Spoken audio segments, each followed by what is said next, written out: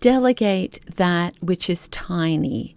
Exodus 18:17b to 18 in the Message says, "This is no way to go about it. You'll burn out and the people right along with you. This is way too much for you. You can't do this alone." Last month we started talking about delegating, which has to do with entrusting, appointing, or assigning something to someone else so that we don't wear ourselves out along the way. Today we're going to look at the importance of delegating those tasks that seem tiny. I included in the verse above some of the wise advice that Moses' father-in-law gave him when he saw how he was trying to do too much. No matter what your family situation looks like, homeschooling can sometimes feel like we're taking on the leadership of a nation. If you are easily distracted, as I am, you know that in order to get something accomplished that requires more than a few moments of concentration, you might need to strategize. I want to say here that I am a big fan of laying aside lots of our personal dreams and plans during our years or decades of raising our children, especially when we choose to homeschool. We cannot do it all. I'm also a big fan of giving our full attention to the most important tasks, like raising children. I encourage you to go to God for wisdom and direction each day and trust Him to guide you. He is faithful. James 1:5 says, "If you need wisdom, ask our generous God, and He will give it to you. He will not rebuke you for asking." We are all wired differently and carry different loads. Do whatever the Lord gives you to do. You are answerable to Him. Just do whatever you do with wisdom and balance. See what I mean by being distracted? Where was I? Oh, yes. Sometimes getting a larger task accomplished means bringing in extra help, but a lot of times we may just need to delegate some of the tiny tasks that make it harder to maintain focus or move forward.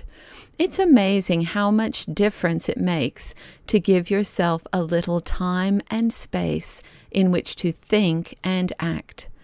As to what defines a tiny task, it is simply any task that takes only a few minutes to complete.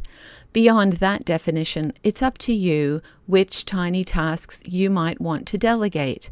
Think about repetitive tasks in your life that are never important or urgent. Think about tasks that do not require special expertise to complete. Think about tasks that for you are fairly mundane and are not special sources of joy for you. For me, tiny tasks that could be delegated would include folding one's own laundry, gathering towels to be washed, feeding the cats, putting out the trash and recycling, sweeping the kitchen, shaking out the front mat. Each of these takes just a few minutes to do well. Each can easily be delegated. Tiny tasks that I would not currently consider delegating, even though these each take only a few minutes to complete, would include calendarizing family birthday celebrations, because these are super important to me and I really enjoy planning each celebration. Following a short but complicated recipe, because that's how I roll, but not how the other cooks currently in the house do. Or watering the kitchen plants, because that brings me so much joy. I want to speak here to the largely archaic in theory, but strangely persistent in practice idea that women should do most or all of the housework. I'm not going to pretend that this isn't still the reality for many women all over the world. You're welcome to disagree with me if you like, but I struggle to see a sound basis or reason for this tradition.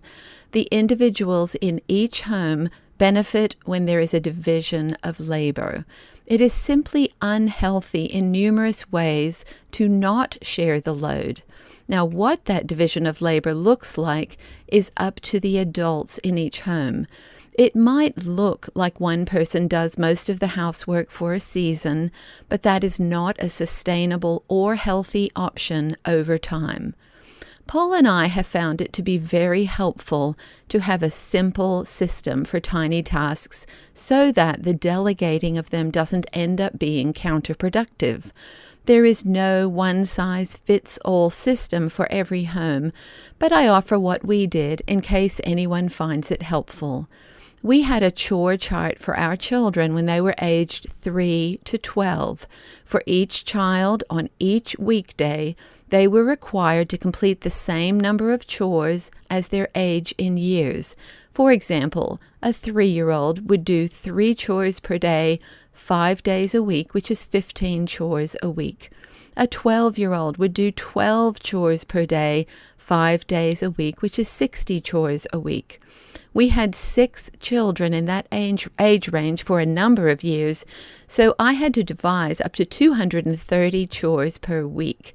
Obviously, many were repetitive, like make your bed, brush your teeth, clean your desk, etc. But still, it took some planning on my part to come up with lots and lots of tiny tasks to delegate. Side note, this is how our children earned their allowances. We paid 3 cents per chore for a 3-year-old, 12 cents per chore for a 12-year-old, and so on.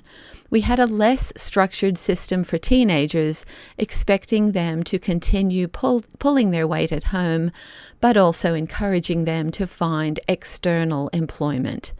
Some people might prefer to assign tasks to their children according to their giftings or interest level. My husband and I wanted each of our kids to learn as many skills as possible while under our care and instruction, regardless of age, ability, or gender, so we attempted to train each of them to do every kind of chore imaginable. We had varying degrees of success in this venture, of course, but we figure it was worth the effort and hope that some of it stuck. We tried to model excellence, but our main goal was to instill faithfulness while teaching some practical skills. Tiny tasks are worth doing and worth doing well. If you're thinking that all or most of the tasks in your life are anything but tiny, then you might need to consider how you can break down the larger tasks into smaller ones. For example, clean your room may be a 4-hour proposition for a particularly disorganized individual.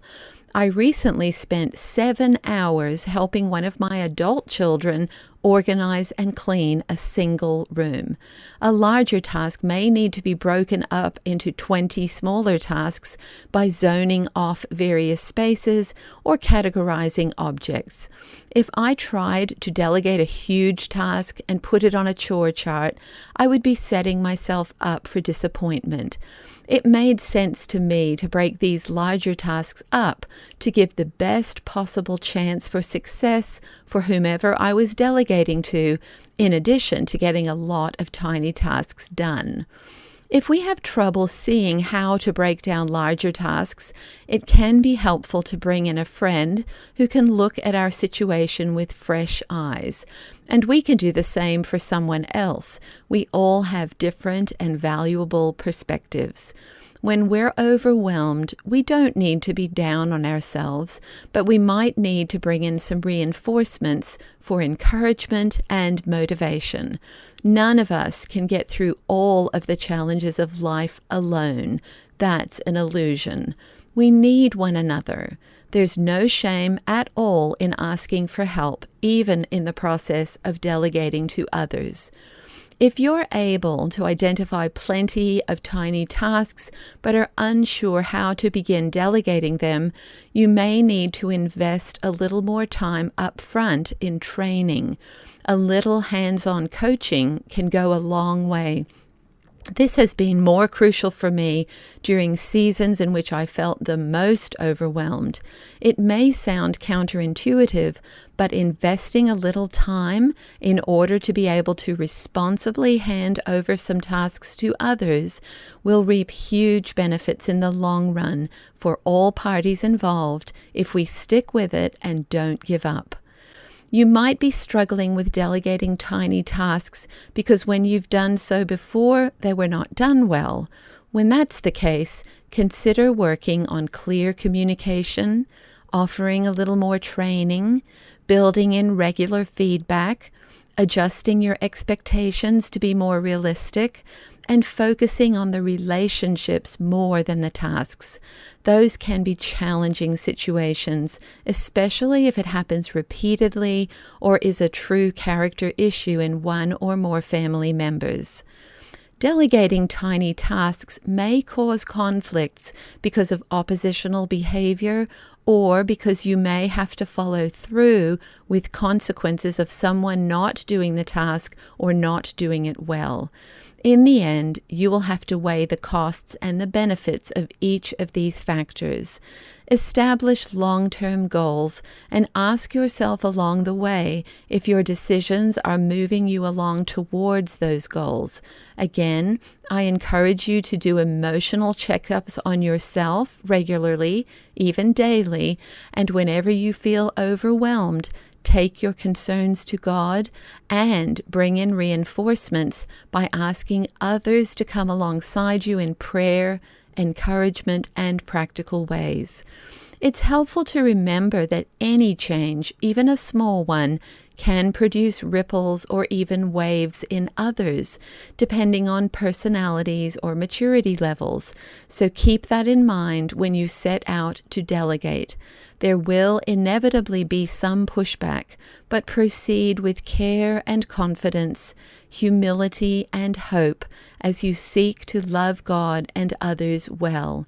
Give people time to adjust.